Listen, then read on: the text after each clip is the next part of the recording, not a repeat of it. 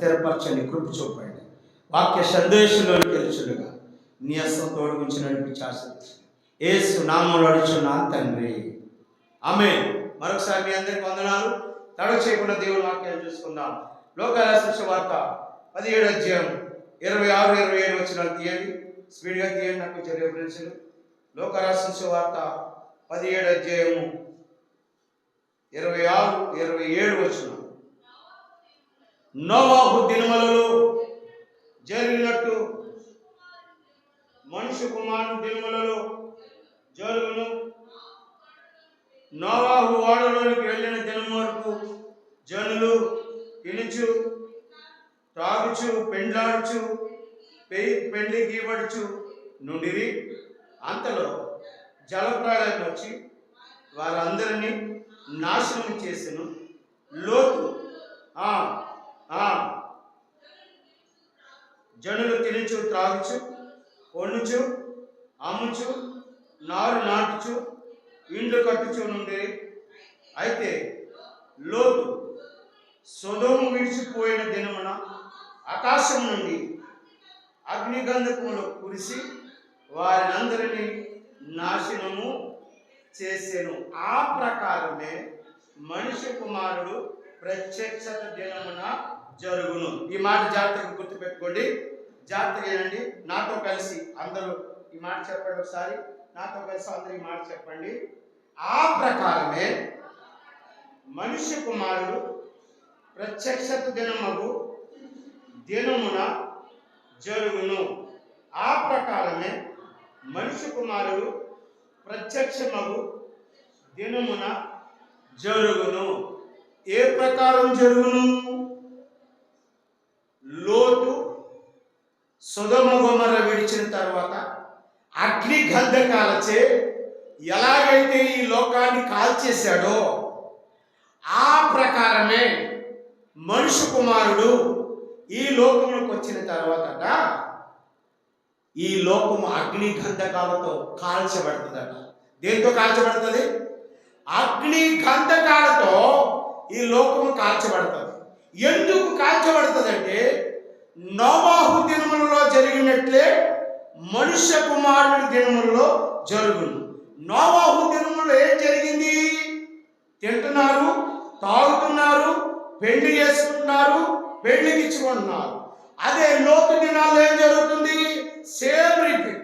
తింటున్నారు, తాగుతున్నారు, పెళ్లికి ఇచ్చుకుంటున్నారు, నారు నాటుతున్నారు, పెట్టుబడి పెడుతున్నారు, వ్యాపారం చేస్తున్నారు, బ్రతుకుతున్నారు, చక్కగా విశ్రాంతి తీసుకుంటున్నారు. ఎట్ ద సేమ్ టైం ఆ దినాలలో ఏం జరిగిందో ఈ దినాలలో కూడా అదే జరుగుతుంది. పెళ్లి చేసుకుంటారు కదండి అందరం. అబ్బో, ఆషాఢం పోయిన తర్వాత చూడాలి పెళ్ళిళ్ళు. శ్రావణ మాసంలో ఏం పెళ్ళిళ్ళు జరుగుతాయంటే ఎక్కడ పడితే అక్కడ బాజాలు మోగుతాయి, ఎక్కడ పడితే అక్కడ క్రిస్టియన్ మ్యారేజ్లు బోర్డు తెలుస్తాయి. పెళ్ళిళ్ళు జరుగుతున్నాయి కదండి. అలాగే బాగా తింటున్నారు కదా, మనం తిట్టలేదు అన్నది. నేనే పెద్ద భోజన ప్రేమి. అదే బాగా తింటుంది, బాగా తింటున్నారు కదా, వ్యాపారాలు చేస్తున్నారు కదా, వరి నాటుతున్నారు కదా, కోతలు కోస్తున్నారు కదా. అలాగే చక్కగా ఇప్పుడు సాయంత్రం 3, 4 అయితే ఎస్ఆర్ఎంటి మరి వెళ్తారు కదండి. బీచ్కి వెళ్ళి చూడండి, సాయంత్రం వాటర్ బీచ్లు ఎలాగుంటుందో. ప్రశాంతమైన దేవుని వాతావరణం ఇచ్చి, రెండ్రా బాబు దేవుని వాక్యం చెప్తాడు, మీరు పరలోకం వెళ్తారంటే ఇక్కడికి ఎవరు రారు. ఆటో పెట్టుకుని, బళ్ళు తీసుకుని, కారు తీసుకుని, జేబు నిండా రూపాయలు వేసుకుని బీచ్కి వెళ్తారు, మాల్స్కి వెళ్తారు, ఆరోగ్యాన్ని పాడు చేసుకుంటారు. ఈరోజు పెరిగే దాన్ని ఏమంటారు, ఇన్ఫెక్షన్ యొక్క గుణం ఏంటో తెలుసా? బిర్యానీలు, ఫ్రైడ్ రైస్లు, నూడిల్స్, రకరకాలైన ఆహారాలు, దానివల్ల ఆరోగ్యాలు పాడవుతున్నాయి. కోతంతా మన ఇంట్లో వండుకున్న కూరలతో అన్నం తినమంటే ఆ అన్నాలు అక్కడే ఉంటాయి. రెండవబాబు దేవుడి వాక్యం ఏమని ఆ నోవాహు దినాలలో ఎలా జరిగిందో అలాగే జరుగుతుంది. నోవాహు దినాలలో జలప్రలయం చేత దేవుడు చంపేసాడట. ఆ మాట తీసుకుందాం. ఆదికాండం రండి, 6వ అధ్యాయం ఆదికాండం రండి. పోయిన వారం చెప్పుకున్నాం, దాని కంటిన్యూషన్గానే చెప్తున్నాడు. ఇది 6 29 వచనం చదవండి. 5:29 చదవండి. 5:29 భూమిని యెహోవా శపించినందున కలిగి ఉన్న మన చేతుల కష్టం విషయంలోను మన పని విషయంలోను ఇతడు మనకి నెమ్మది కలుగు చేసినని అతనికి నోవాహు అని పేరు పెట్టాడు. ఇక్కడ ఈ అంటాల మాటకి అర్థం భూమిని యెహోవా శపించినందున. దేని దేవుడు శపించాడు? భూమిని ఎవరి కోసం దేవుడు సృష్టించాడు? మనిషి కోసం సృష్టించాడు.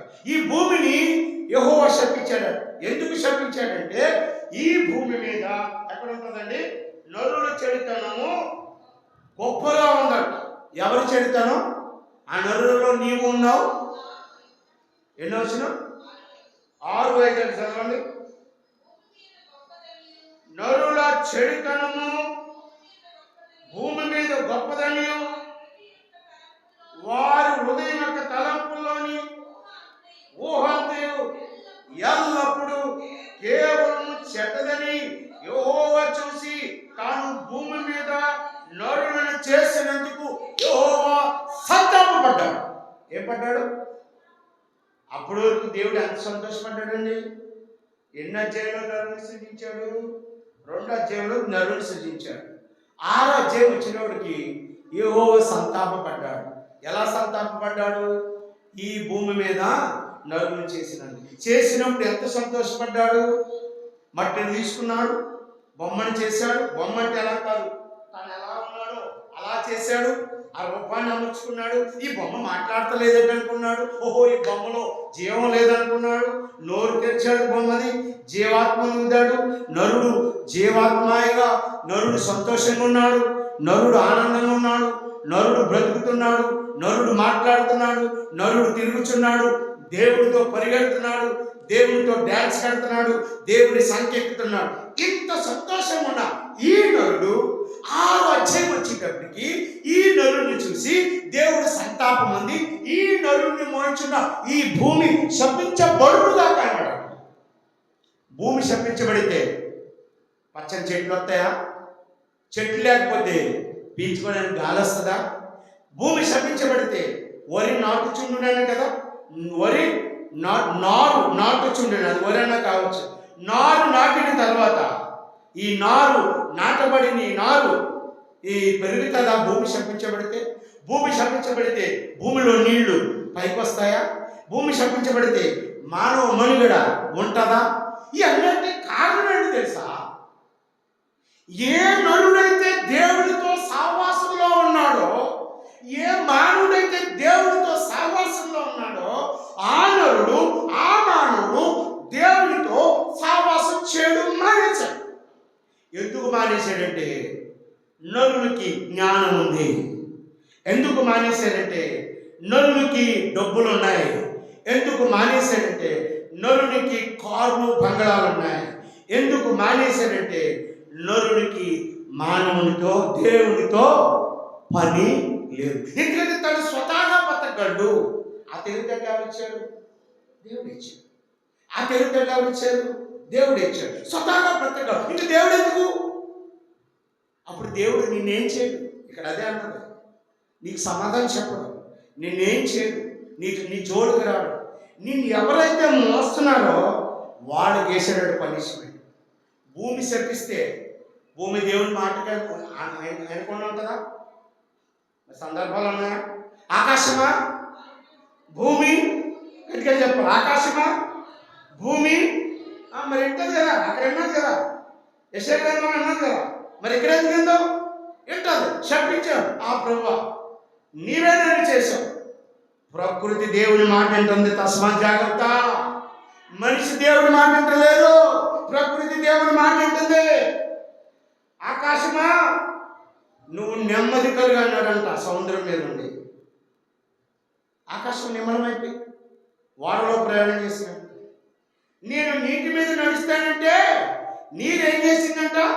దేవుని నడక కింద ఎవరో సేవకులు చెప్తున్నానండి, యేసుప్రభు నడుస్తుంటేనంట ఈ నీటి కింద ఉన్న భూమి ఆ నీటిపైకి వచ్చేసిందంట.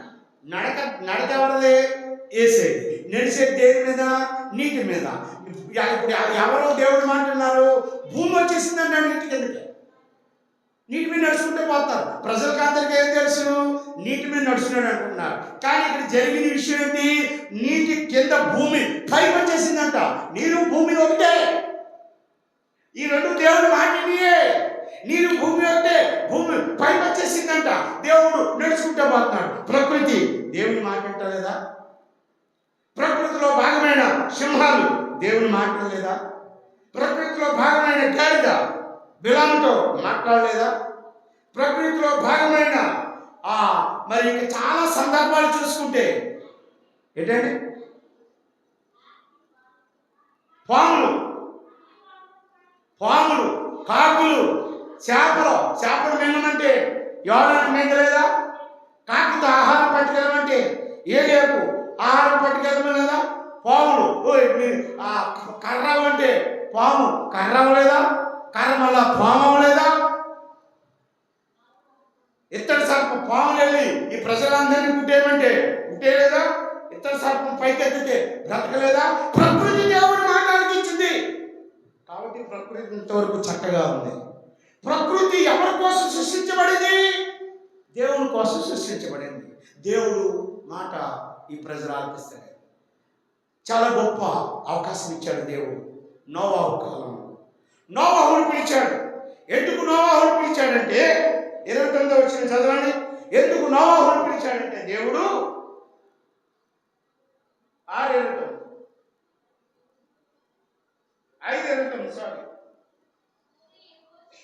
భూమి యెహోవా శపించినందున కలిగిన మన చేతుల కష్టము ఎవరైనా నెమ్మది కలుగు చేస్తాడట? ఇతడు నెమ్మది కలుగు చేసినందున అతడికి నోవాహు అను పేరు పెట్టాడు. నోవాహు అనగా నెమ్మది. కింద ఫుట్నోట్స్లో ఉంటుంది. ఏమనుందండి? నోవాహు. ఇలాంటి భయంకరమైన విపత్తుల్లో కూడా, పరిస్థితులు బాగోలేనప్పుడు కూడా నీకు తోడు ఎవరిని పెడతాడు తెలుసా? దేవుడు ఒక దైవజనుడిని పెడతాడు. దావీదు పాపం చేశాడు కదా. పాపం చేసినప్పుడు దావీదు తనలో తాను కుమిలిపోతున్నప్పుడు ఎవరిని పంపించాడు? నాతాననే దైవజనుడిని పంపించాడు. ఎవరినండి? నాతాననే దైవజనుడిని పంపించాడు. సౌలును పౌలుగా మార్చినప్పుడు సౌలుని వెళ్ళి ఎక్కడ ఉండమన్నాడు? దమస్కులో ఒక ఇంట్లో ఉండు. ఒక దైవజనుడిని, అతని పేరేంటి? సుమియోను గారు. నాకు గుర్తు లేదు, తీయండి చూడండి. అపోస్తల కార్యాలు అంటే మనకు అవసరం, వాక్యంలో కాదు. కానీ సుమియోను కాదు, అపోస్తల కార్యాలు అననీయ. ఏంటండి?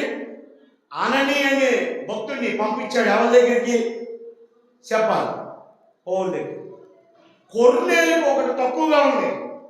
కొర్నేలు ఎక్కడికి వెళ్ళమన్నాడు? పేతురు దగ్గరికి వెళ్ళమన్నాడు. కొర్నేలికి దర్శనం ఇచ్చాడు. పేతురు దగ్గరికి ఏమన్నాడు? నీ దగ్గరికి కొర్నేలు ఇద్దరు మనుషులు వస్తారు, పేతురు నువ్వు కొర్నేలు దగ్గరికి వెళ్ళన్నాడు. నువ్వు కష్టంలో ఉన్నప్పుడు, ఆపదలో ఉన్నప్పుడు, ఇబ్బందిలో ఉన్నప్పుడు, కష్టాల కొలువులో ఉన్నప్పుడు, నీ కుటుంబం నీ మాట ఉన్నప్పుడు, నీ మనసులో నీ వాళ్ళు కానప్పుడు, నీవు దేవునితో ఉన్నప్పుడు దేవుడు నువ్వు ఎప్పుడైతే ఆశ్రయిస్తావో, ఎప్పుడైతే దేవుని సన్నిధిలో మోకరిస్తావో, ఎప్పుడైతే దేవుడితో నువ్వు సహవాసం ఉంటావో, వెంటనే నీ వద్దకు ఒక దైవజనుడిని పంపిస్తాడు దేవుడు. హల్లెలూయా! ఆ దైవజనుడు వచ్చి నీ కష్టాన్ని అడుగుతాడు. ఏంటమ్మా నీ కష్టం? అయ్యా నా కష్టం ఇది. మోకరిస్తాడు, ప్రార్థిస్తాడు, కన్నీళ్లు కారుస్తాడు. అది నీకు తెలీదు.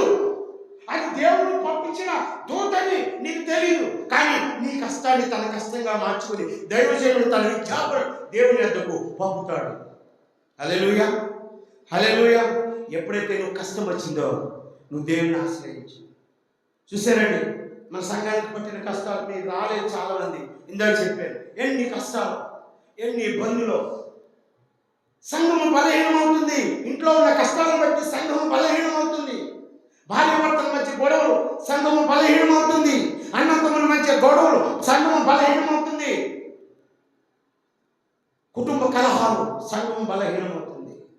మరి ఇది దాన్ని ఏమంటారు? చిలకొట్టుడు అంటారు. ఏంటండి? మృదువుగా ఉన్న కాయకి రేట్ ఎక్కువ ఉంటుందా? చిలకొట్టిన కాయకి రేట్ ఎక్కువ ఉంటుందా? మీకు అవన్నీ ఎందుకు?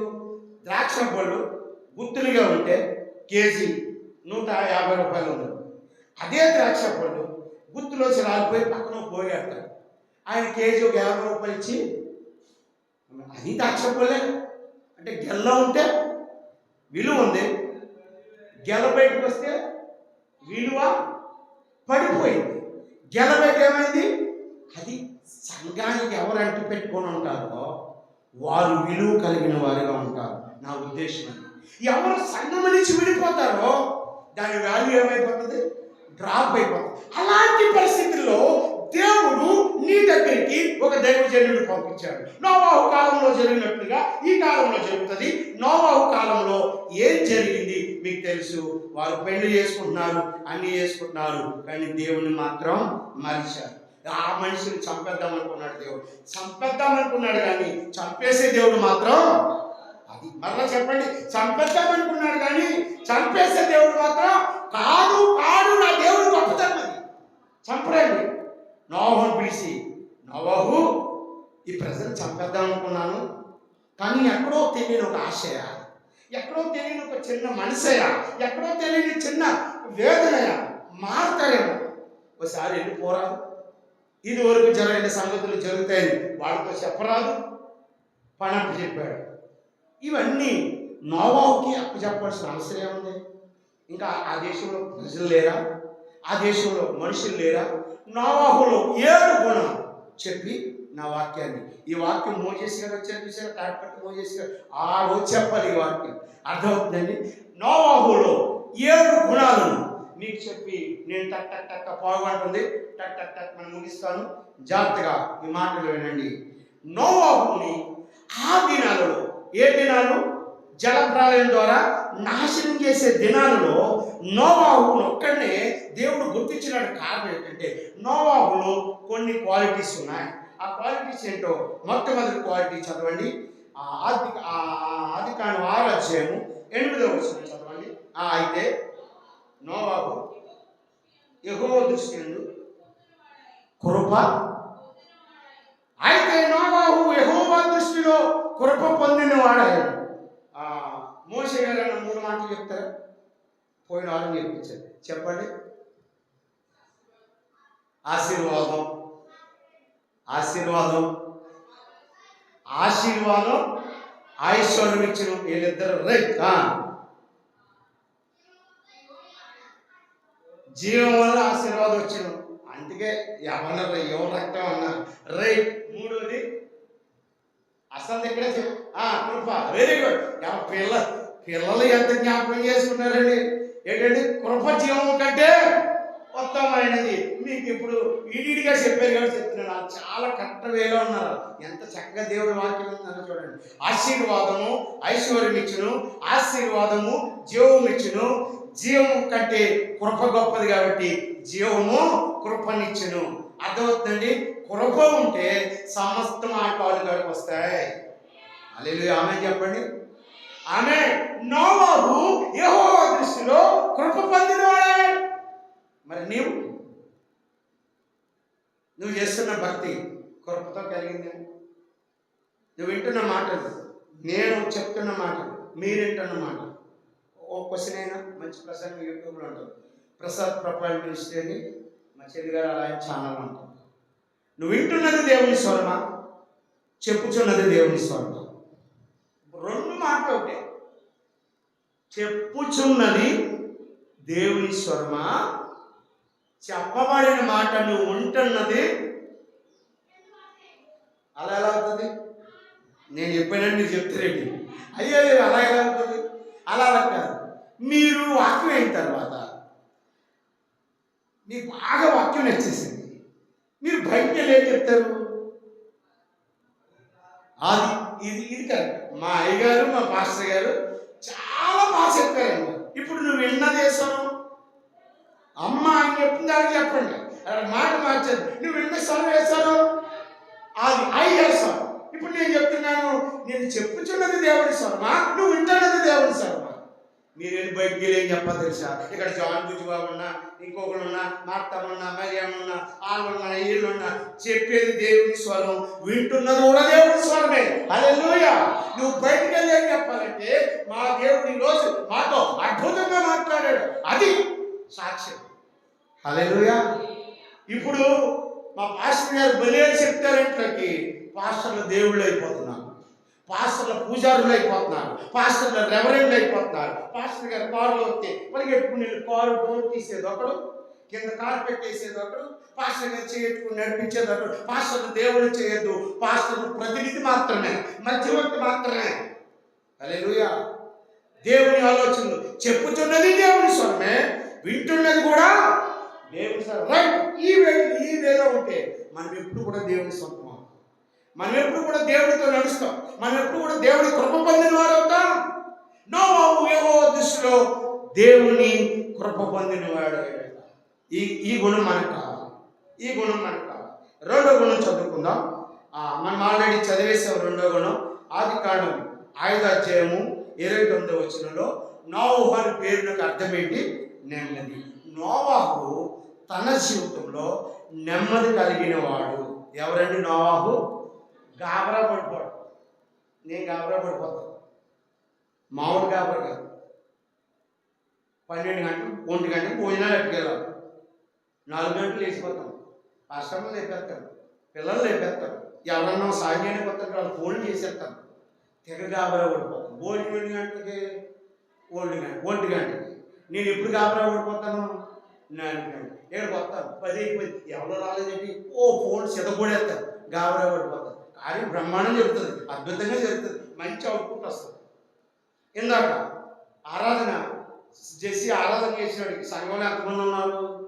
8 మంది ఉన్నారు, 8 మంది ఉన్నారు, లేదా 10 మంది ఉన్నారు. గాబరా పడిపోయారు. వాకింగ్ చెప్పడానికి ఎంతమంది అయ్యారు? కుర్చీలు చాలా వరకు నిండిపోయాయి. ఇది నా గాబరా. అర్థమవుతుందండి? గాబరా పడిపోకూడదు, నెమ్మది కలిగి ఉండాలి, ఆలోచన కలిగి ఉండాలి. హల్లెలూయా. చాలా కుటుంబాలు ఈ రోజుని కూలిపోతుందంటే కారణం ఏంటి తెలుసా? ఆవేశమైన నిర్ణయాలు, నెమ్మది. అవతల వాళ్ళు తప్పు చేశారు, ఆ తప్పుని సరిదిద్దడానికి మనం నెమ్మది కలిగి దాన్ని డీల్ చేసాము, చాలా క్లియర్ అయిపోయింది. అవతల వాళ్ళు మూర్ఖులైతే మనం ఏం చేయలేము. అర్థమవుతుంది? వినేవాడిని వినిపించేలాగా దాన్ని ఈరోజు కుటుంబ వ్యవస్థ, సామాజిక వ్యవస్థ కూలిపోవడానికి కారణాలు ఏంటంటే మనిషి జీవితంలో ఏమి లేదు, నెమ్మది. నీ వాక్యమే నన్ను బ్రతికించెను, నా బాధలలో మరి లేఖనాలు ఉన్నాయి కదా, నీ వాక్యమే నన్ను బ్రతికించెను నా బాధలలో. మరి ఇంకేంటి? నువ్వు వాక్యం చదవకుండా, నెమ్మది పడకుండా ఎలా నువ్వు జీవిస్తావు? ఎవరైనా బ్రతుకుతున్నారా? ఏమన్నా మీకు గొప్ప సాక్ష్యం చెప్పనా? సేవకుల మీటింగ్ అయింది, ఈ నెల దాకా అతున్నారు. కాకినాడ నుంచి మానేలయ్య గారు వచ్చారు, ప్రార్థన చేతున్న గొప్ప దైవజనుడు. బాధేస్తుంది, మరణానికి చాలా దగ్గరగా ఉన్నాడు. మన సంఘ బిడ్డలు చాలా అదృష్టం, హార్ట్ ఆపరేషన్ చేయించుకున్నాడు, బాగా క్లియర్ అయింది. రెస్ట్ తీసుకోమన్నాడు, అయ్యారు రెస్ట్ తీసుకోకుండా వాక్యాలు చెప్పాడు, మొదలుపెట్టి తిరగబెట్టేసింది. ఈరోజు హైదరాబాద్ హాస్పిటల్లో రోజులకు చాలా దగ్గరగా ఉన్నాడు. ఆయన నెమ్మది లేకుండా తన సేవా జీవితం అంతా కొనసాగించాడు. రోజు కోట్లు అంటే అంటారు, సంఘం కోసం గొడవ, మందిరం కోసం గొడవ, స్థలాల కోసం గొడవ, పబ్లిక్లో వాకింగ్ చెప్తున్నాడని గొడవ. దేవుడు అలాగే ఎన్ని సంవత్సరాలు బ్రతికించాడు తెలుసా? ఇప్పుడు 78 ఏళ్ళు అయింది. హల్లెలూయా, హల్లెలూయా. చాలా మరణానికి దగ్గరగా ఉన్నాడు, ప్రార్థించండి. గొప్ప దైవజనుడు, ఆయన అన్ని నెమ్మదిగా డీల్ చేస్తాడు. ఆయన కోసం నేను ఏం చెప్తున్నానంటే, ఈరోజు వాకర్పూడిలో 14 సెంటర్లు ఉండే మందిరం, 3 ఫ్లోర్లు కట్టారు, చేపలు అమ్ముతారు, దాని వెనకాల ఉంటుంది మహిమ స్వస్థత. ఇప్పటికీ కోర్టులోనే ఉంది, ఫ్లోర్ మీద ఫ్లోర్ కడతానే ఉంటాడు, నెమ్మదిగా డీల్ చేస్తాడు. కొండపాలెంలో మందిరం తీసేయమని గోడ కూడగొట్టేసి జేసీబీలు తెచ్చి పోలగొట్టి పాడేశాడు. మరలా కట్టాడు, ఆఖరి నిలబెట్టేసాడు మందిరాన్ని. నెమ్మది కలిగి ఎవరి జీవితంలో నెమ్మది ఉందో ముందుకెళ్తాం. ఆయన మరణానికి దగ్గరగా ఉండాలని శపం కాదు. నరుని ఆయుష్కాలం 70 సంవత్సరాలు, అధిక బలం ఉంటే అయిపోయింది కదా. ఇది దేవుడు ఇచ్చిన ఆయుష్కాలం ఏమైంది? 78 years, 2 years అధిక బలం కోసం మంచి పరిచయం చేశాడు. మనదే ఆఖరి మీటింగ్. ఆ తర్వాత ఇంకా ఆయన ఏ మీటింగ్కి వెళ్ళలేదు. మన చర్చిలోదే ఫోటో ఇచ్చి దండేసి అమ్మగారు మేమందరం మీరందరూ గౌరవించారు. అదే ఆఖరి మీటింగ్. ఏ మీటింగ్కి వెళ్ళలేదు. దేవుడు మన జీవితాల్లో నెమ్మదిని ప్రసాదించబోతున్నాడు. హల్లెలూయా. నెమ్మది కలిగి డీల్ చేద్దాం. మొదటిది, నోవాహు ఏం చేయబడ్డాడు? కృప పొందాడు. రెండోది, నోవాహు నెమ్మది కలిగి ఉన్నాడు. మూడో మాట 6వ అధ్యాయం 22వ వచనం చదవండి.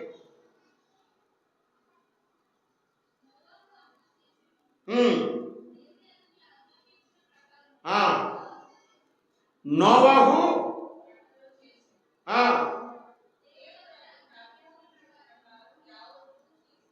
దేవుడు ఆజ్ఞాపించిన ప్రకారం యావత్తును చేశాడు. ఇప్పుడు ఈ రోజుల్లో ఒక మాట గుర్తు చేసుకుందాం. ఈ విషయం మీకంటే మాకే ఎక్కువ అనుమతి చేసుకుందాం. ఎందుకంటే ఇక్కడ నోవాహు దైవజనుడు కాబట్టి సేవకులంగా మేము లైవ్ వెళ్తుంది. 150 మంది వరకు చూస్తున్నారు. చాలామంది సేవకులు కూడా చూస్తున్నారు. మీకు కూడా క్వశ్చన్, దేవుడు ఏది ఆజ్ఞాపించాడో అది చేస్తున్నామా సేవకులుగా? మేము సేవకులకి దేవుడు ఒక మాట చెప్పాడు, మీరు అస్సలు పాప తలంపులు ఆలోచించద్దు, మీకు 2 శిక్షలు అన్నాడు. మీరు ఈ లోకంలో దేనిని ఆశించొద్దు అన్నాడు. దాన్ని ఏమంటారు? కిలకెటి పైన నాగల పైన చేసి వేడకు తిరగొద్దు అన్నాడు. మీకు ఈ ఆలోచన చెప్పండి. ఈ వారంలో మేము రకరకాల ఆలోచనలు ఆలోచించాం. ప్రభా, సంఘం చూస్తే చాలా బలహీనం ఉంది. ఎందుకు బలహీనం ఉందంటే ఆలోచించే విషయం ఏంటంటే, సంఘం బలంగా ఉండడానికి ఒక కారణం, మనం ఎన్నో కార్యాలు చేసాం, విస్తరించబడింది. ఇప్పుడు కార్యాలు చేయలేకపోతున్నాం. కారణం ఏంటంటే ఫైనాన్షియల్.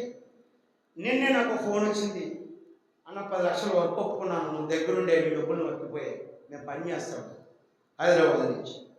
ఆ ఫోన్ వచ్చిన కానీ చాలా సందిగ్ధంగా ఉన్నాను. ఏమో నుంచోడమేగా, వారానికి 10,000 తెచ్చుకోవచ్చు. ఆదివారం సాయంత్రం ఎక్కితే శుక్రవారం ఉదయంకి వచ్చేయచ్చు. 4 రోజులు, సోమ మంగళ బుధ గురు 4 రోజులు. మిగతా 3 రోజులు చేసుకుంటారు. మళ్ళీ సోమవారంతో మళ్ళీ కొత్త డ్రాయింగ్. ప్రభా, ఈ 10 లక్షల రూపాయల వరకు నేను ఎంత తప్పు చేసిన 1 లక్ష రూపాయలు తెచ్చుకోగలను కదా. ఈ 1 లక్ష రూపాయలు తెచ్చుకుంటే బైరాగ్ షాప్ పెడతాను. బైరాగ్ షాప్ పెట్టిన వాళ్ళ ఆసాఫ్ గారి ఫ్యామిలీ ఎలా కనెక్ట్ అయింది, అలాగే ఇంకో ఫ్యామిలీ కనెక్ట్ అవ్వకపోతారు. ఓ మీటింగ్ పెట్టిన వాళ్ళు ఇల్లం కనెక్ట్ అయింది, మొత్తం కనెక్ట్ అయింది, కనెక్ట్ అవ్వకపోతారు. మరి ఈ సంఘం పెట్టిన కానీ సంఘ పెద్దలుగా శరవణం గారు, తాయరామ్ గారు ఉన్నారు. ఎంతో మందిని వాళ్ళు బలపరిచారు, సంఘాన్ని తీసుకుని వచ్చారు. ఈరోజు వాళ్ళ అనారోగ్యంగా ఉంది. వాళ్ళ బాధ్యత ఎవరు తీసుకుంటారు? ఇప్పుడు వాళ్ళు చేసిన పని వాళ్ళు చేసేసారు. మరి వాళ్ళు కొంచెం అనారోగ్యంగా బలహీనపడ్డారు. వారి బాధ్యత ఎవరు తీసుకుంటారు? వెనక్కి పోదామా అని ఆలోచన కలిగినప్పుడు అది దైవ చిత్తం కాదు.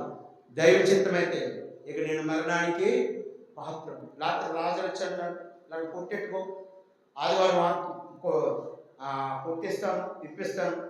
ఆ వారం అంతా కొట్టినాడు అనుకో, ఆదివారం ప్రార్థన అనుకో, శుక్రవారం ప్రార్థన అనుకో. ఆడుతా అన్నమాట. హైదరాబాద్లో పొద్దుటి నుంచి ఉంటే సాయంత్రానికి 5,000 వస్తాయి. కోట్లో వారం నుంచి ఉన్న 5,000 లాభం. నా దేవుడు నాకు చెప్పింది ఏంటంటే, ఆయన చిత్తం చేసేవాడిగా నేను బ్రతకాలి. 15 సంవత్సరాలు ఉద్యోగం చేశాను, ఆయన చిత్తం చేసేవాడిగా నేను బ్రతకాలి. ఇక నాకు ఏమి ఉంది నా జీవితంలో? దేవుడు అంత గొప్పవాడు తెలుసా? పోయిన వారం సంఘం రాలేదండి. నా దేవుడు ఆయన అందరంటే నేనే కాన్ఫ్యూజ్ చేసుకున్నాను. అర్థమవుతుందండి. ఎందుకంటే ఆ పెట్టిన అవమానపరచడం. సోమవారం రాత్రి మంచమే పట్టుకున్నాను. రంపచోడవరం నుంచి ఒక సోదరుడు ఫోన్ చేసి, అయ్యా మీరు మా పెళ్లి ప్రసంగం చేశారు కదా, ఆ రోజు అడవుల్లో పడి కానుక ఇవ్వడం మర్చిపోయాను, కానుక పంపించాను. ఆ కానుక పోయి వాళ్ళ దగ్గర డబ్బు లేక వేరే ఆయనకి ఇచ్చాను. అయ్యా మాకు జ్వరం అయితే మా కోసం ప్రార్థన చేశారు కదా, ఆయన కానుక ఇచ్చాను. చిత్రాల్లో కానుక వచ్చాను. శనివారం కొనుపిల్లల కడప దగ్గర అక్కడ కానుక వచ్చాను. ఇవన్నీ దేవుడు బలపరిచే కదా, ఆయన చిత్తంలో నెరవేర్చే కదా. మరి నా కుమారుడు చాలా డబ్బులు అయిపోయాయి. ముందుగానే దేవుడు సిద్ధపరచలేదని ఇది దేవుడి చిత్తం కాదా? దేవుడి ఆశీర్వాదం కాదా?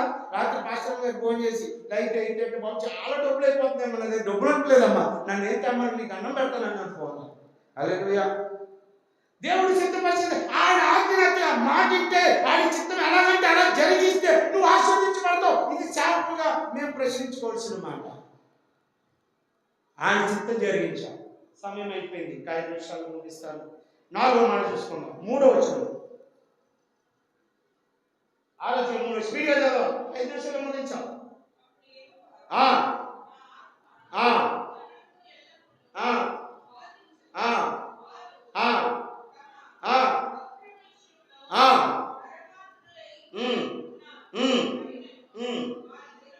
ఆయనను వారి దినములు 120 సంవత్సరాలు. ఇక్కడ నోవాహు 120 సంవత్సరాలు సువార్త చేశాడు. హల్లెలూయా. ఈ నరులు చరిత్ర భూమి మీద గొప్పదని, ఈ నరులు బట్టి భూమిని శపిస్తానని నువ్వు సువార్త చేయి. నోవాహు అంటే ఎన్ని సంవత్సరాలు చేశాడు? ఒకడు అన్నాడా నేను ఏడ్చాడు? నోవాహు ఏడ్చాడా? సంఘం రావట్లేదని ఏడ్చాడా నోవాహు? సువార్త చేస్తానన్నాడు, వాడిని కడతానన్నాడు. వాడ సంఘానికి సాదృశ్యం. సువార్త చేస్తున్నాడు, సంఘాన్ని కడతానన్నాడు నోవాహు. ఆ సంఘంలో ఎన్నొచ్చాయి? పులులు వచ్చాయి, సింహాలు వచ్చాయి, జంతువులు వచ్చాయి, పాకు పురుగులు వచ్చాయి, వారి కుటుంబం వచ్చింది. నోవాహు దేవుని దృష్టిలో సువార్త చేసేవాడుగా ఉన్నాడు. 4వ మాట తీసుకుందాం. 5వ మాట 14 వచ్చింది.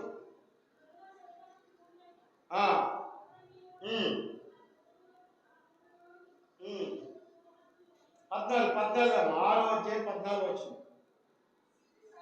సిద్ధిసారపు మ్రానుతో నీ కొరకు. హల్లెలూయా. ఇక్కడ నోవాహుకు అర్థమైపు ఉండాల్సింది. సిద్ధిసారపు మ్రానుతో నీ కొరకు ఓడను ఎవరి కొరకు చేసుకోమన్నాడు? మరి సువార్త ఎందుకు చేయమన్నాడు? 120 సంవత్సరాలు సువార్త ఎందుకు చేశాడు అంటే దేవుడు ఒక ఉద్దేశానికి వచ్చాడు. ఈ ప్రజల యొద్దకు నాకు ప్రేమ నుండి పంపిస్తున్నాను, కానీ ఈ ప్రజలు దేవుని సేవకుని మాట వినరు వినరు వినరు. కాబట్టి నీ కొరకు సిద్ధిసారపు మ్రానుతో వాడంటే అవుట్ ఆఫ్ టెక్నాలజీ. అప్పుడేమైనా టెక్నాలజీ ఉందండి? బ్లేడ్లు ఉన్నాయండి, మిషన్లు ఉన్నాయండి. సిద్ధిసారపు మాను అంటే ఈ కాలంలో టేకు చెక్కలాంటిది. ఎన్ని సంవత్సరాలు ఆ గొడ్డలతో చెట్టు నరకాలా? చెట్టు నరికిని ఎన్ని గొడ్డలతో ఎడగొట్టాలా? ఎలా సిక్రీ పట్టాలా? వాడ షేపోటు ఎలా ఉంటుంది? ఇలా బలపరుపుగా ఉంటుందా? ఇలా ఉంటుంది అర్ధచంద్రాకారంలో. ఆ షేపోటు ఎలా తేవాలా అంటే నేను ఇక్కడ మీకు చెప్పేది ఏంటంటే దేవుడు ఏమి చెప్పాడో అది చేశాడు కాబట్టి వాడు తయారైపోయింది. కాబట్టి నోవాహుకి కష్టపడే తత్వం ఉంది. ఏంటండి? నోవాహుకి చాలా మందికి ఈరోజు easy money, easy duty, easy work, కూర్చుంటే డబ్బులు వచ్చేయాలి, ఇన్వెస్ట్మెంట్ పెట్టి షేర్ అమాంతంగా పెరిగిపోవాలి. అవి ఉండవు. దానికి నెంబర్ గుండాట. నువ్వు వెళ్ళగానే నెంబర్ గుండాట కూర్చున్నావు అనుకో, 1 మీద 100 ఎట్టావు అనుకో, అదేంటో మొదటి రూమ్లో 6 ఓట్లు అడిపోతాయి, 600 వచ్చేస్తాయి. నీ 100తో ఎన్ని వందలు వచ్చేస్తాయి? 600 వచ్చేస్తాయి. 6 ప్లస్ నీ 100 800, 700 ఇచ్చేస్తాడు. 2వ రౌండ్ వేస్తాడు, 2 మీద పడతావు, 3 రోడ్లు పడతాయి, 3 రోడ్లు మళ్ళీ 600 ఇచ్చేస్తాడు. నీ జేబు 10,000తో నింపేస్తాడు. అక్కడి నుంచి మొదలు పెడతాడు ఆశ్చర్యం. ఆడిచ్చిన 10,000, నువ్వు అడిగేది 10,000, మళ్ళీ ఫోన్పే ద్వారా వచ్చిన 10,000, 30,000 లాస్ అయిపోయినాయి. ఈజీగా వచ్చింది ఏది? కష్టపడకుండా వచ్చింది. నిలబడి నోవాహు కష్టపడే తత్వం. నా 5 గుణాలు అయిపోయాయి. ఆ 6వ గుణంలో తత్వం 7:1. ఈ తరం వారిలో ఈ తరం వారిలో నీవే నా ఎదుట నీతిమంతుడు. ఈ తరం వారిలో నోవాహు దినాల్లో జరిగినట్టు ఈ దినాల్లో జరుగుతుంది. మనిషి కుమారుడు దినం ఈ తరంలో నువ్వు నీతిమంతుడిగా ఉండవు. ఏ భాగం లేదు. అందరూ పాపం చేసి దేవుడు అనుగ్రహించమని పొందలేకపోతున్నారు. ఒక్కడు నీతిమంతుడే ఉన్నాడు. ఎవరు? ఆయన రక్తంలో ఎవరైతే కడగబడతారో వారందరినీ దేవుడు నీతిమంతులుగా తీర్చిదిద్దాడు. ఇచ్చిన నీతిని నువ్వు నిలబెట్టుకున్నావా? వాడు చేసుకున్నావా? ఈ తరం వారిలో నోవాహు నీతి. 7వ మాట ముగించుకుందాం. 8:20.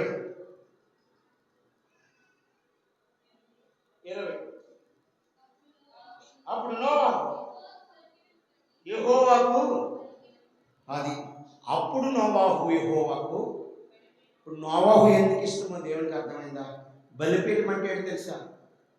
ఆ రోజుల్లో బలిపీఠం, దహన బలి అట్టుకెళ్తాం బలిపీఠం. ఈ రోజుల్లో బలిపీఠం ఏంటి తెలుసా? ఆదివారం ఆరాధన బలిపీఠం. హల్లెలూయా. ఆరాధనలో దేవునికి శ్రేష్టమైన కానుక తేవడం బలిపీఠం. హల్లెలూయా. ఆరాధనలో దేవునికి ఒక శ్రేష్టమైన, నీవు వారంలో దాచుకున్న నీ బియ్యాన్నైతే నీ డబ్బులైతే దేవుని సన్నిధిలో తెచ్చి కుమ్మరించడం బలిపీఠం. నువ్వు ఎప్పుడైతే బలిపీఠం దేవుడికి కడతావో, ఆరాధనని బలిపీఠం కడతావో, అర్పణని బలిపీఠం కడతావో, కన్నీటి ప్రార్థన ద్వారా బలిపీఠం కడతావో. ఇందాక ఆరాధన చేసినప్పుడు చాలా తక్కువ మంది ఉన్నారండి. ఆరాధన ఎంత అద్భుతంగా జరిగిందంటే, ఉన్న కొద్ది మంది అయినా 2 చేతులు ఆకాశం వైపు ఎత్తి వారు మనసుతో ప్రార్థన చేస్తున్నారు. నేను కళ్ళు తెరిచి చూస్తున్నాను, ఆరాధన చేస్తున్నారు. అద్భుతమైన ఆరాధన. అదే ఒక బలిపీఠం. నోవాహు యెహోవా యందు కృప పొందిన వాడయ్యా. నోవాహు నెమ్మది కలిగిన వాడయ్యా. నోవాహు దేవుని చిత్తము జరిగించిన వాడయ్యా. నోవాహు సువార్త చేసిన వాడయ్యా. నోవాహు చిత్తిసారతో వాడన చేసి కష్టపడే గుణం కలిగిన వాడయ్యా. నోవాహు ఈ తరమాల్లో నీతిమంతుడయ్యాడు.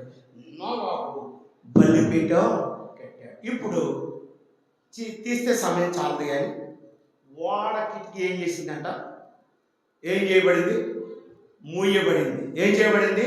కిటికీ మూయబడింది. ఓడ కిటికీ మూసారు. నోవాహు ఎత్తైన పర్వతం మీద ఓడను తయారు చేశారు. హల్లెలూయా. కిటికీ మూయబడింది. అప్పుడు ఎన్నడూ జరిగిన సంగతులు నోవాహు దినంలో జరిగినట్టుగా ఈ దినంలో జరుగుతున్నాయి. ఎన్నడూ జరిగిన సంగతులు. మొదటి, ఒక ఆకాశం నుంచి ఒక చుక్క నీరు పడింది. అప్పుడు ఆ వాటర్ అవసరం లేదు, వర్షం అవసరం లేదు. అన్ని దేవుడు సమృద్ధికి ఇచ్చాడు. మీరు తినండి, అభివృద్ధి పొందండి, ఆస్వాదించబడి అన్నాడు. మొదటి చుక్క పడింది.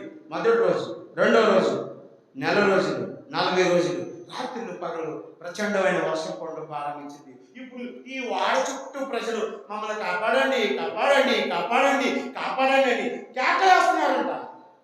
నోవాహు ఏమంటున్నాడంటే, వాడ చేసింది నేనే కానీ మూసింది మాత్రం నేను కాదు నాయన, దేవుడే. మీరు దేవుని మాట లేదు. ఈ జలప్రయంలో మీరు ఏం చేయబడుతున్నారు? రాత్రి లాజర్ లైవ్ చూసినా పర్లేదు, ఆ సత్య చెప్తాను, ముందు వాడే చెప్పాడు కదా, సత్య చెప్తాను, సత్య చెప్తాను. సత్య ఇక్కడేం కాదు, అక్కడ ఉంటుంది. ఏడ్చాడు కదా ధనవంతుడు, అబ్రాహ్మా లాజరు కొనవేలు నుంచి నా నోటిపై దాహం తట్టుకోలేకపోతున్నాను. సత్య ఇక్కడేం కాదు, అగ్ని ఆడదు. ఆ రోజుల్లో జలప్రాయాల ద్వారా చంపేశాడు. ఈ రోజుల్లో దేవుడు అగ్ని గంధకాల ద్వారా నిన్ను చంపబోతున్నాడు. నిన్ను కాదు, ఎవరు దేవుణ్ణి మరిచారు. ఆ వాడ తేలింది. సువార్తనే నీటిపైన వాడ ఏం చేసింది? తేలింది. వాడ కదలడం మొదలుపెట్టింది. వాడ కదలడం మొదలుపెట్టింది. కదిలింది, కదిలింది, కదిలింది, వెళ్తుంది, వెళ్తుంది, వెళ్తుంది, వెళ్ళింది, వెళ్ళింది. వర్షం ఆగింది. ఎక్కడ ఆగింది తెలుసా? ఆరారాతు పర్వతం పైన ఆగింది. హల్లెలూయా, హల్లెలూయా. ఈ సంఘం అనే వాడ ఆరారాతు పర్వతం పరలోక రాజ్యానికి సాదృశ్యం. నోవాహు కూడా చచ్చిపోయిన తర్వాత, కానీ నోవాహు చచ్చిపోయి ఎక్కడ ఉన్నాడు? పరలోకంలో ఉన్నాడు. మీ గుండెని చేసుకుని చెప్పండి, నేను పరలోకంలో ఉండాలి ప్రభువని దేవునికి ప్రార్థన చేసుకోండి. హల్లెలూయా. నా వాక్యాన్ని ముగిస్తున్నాను. ఆ రోజుల్లో జరిగినట్టు ఈ రోజుల్లో కూడా జరుగుతుంది. కుటుంబంలో శాంతి లేదు, సంఘంలో అలజడి, గ్రామంలో అలజడి. నిన్న మొన్నటి ఢిల్లీలో జంతర్ మంతర్ యొక్క ఎన్ని గొడవలు, ఎంతమంది చచ్చిపోయారో, ఎన్ని దెబ్బలు, మొత్తం వాళ్ళు ఏం చేశారు? సాధించారు. హల్లెలూయా. మరి నువ్వు పట్టుదలంటే కానిది లేదు, జరగదని నువ్వు సాధించాలంటే పట్టుదల. ఏ విషయంలో? వాళ్ళు ఉద్యమం చేసే విషయంలో పట్టుదలన్నా, నువ్వు దేవుణ్ణి అడిగే విషయంలో పట్టుదలగా ఉన్నాడు. నీ ఇంటికి ఏదో ప్రవక్తను పంపిస్తాడండి, ఏదో సేవకుని పంపిస్తాడండి, ఒక హెచ్చరిక ఇస్తాడండి, ఒక ఆధారకరమైన మాట చెప్తాడండి, ఒక ఆశీర్వాదకరమైన మాట చెప్తాడండి. నీ పరిస్థితులు, నీ జీవితంలో నెమ్మది. నోవాహు జీవితంలో ఏ నెమ్మది కలిగిందో నీ జీవితంలో కూడా అట్టి నెమ్మది కలుగుతుంది. మాటలు దేవుడు దీవించి ఆస్వాదించును గాక. ఆమె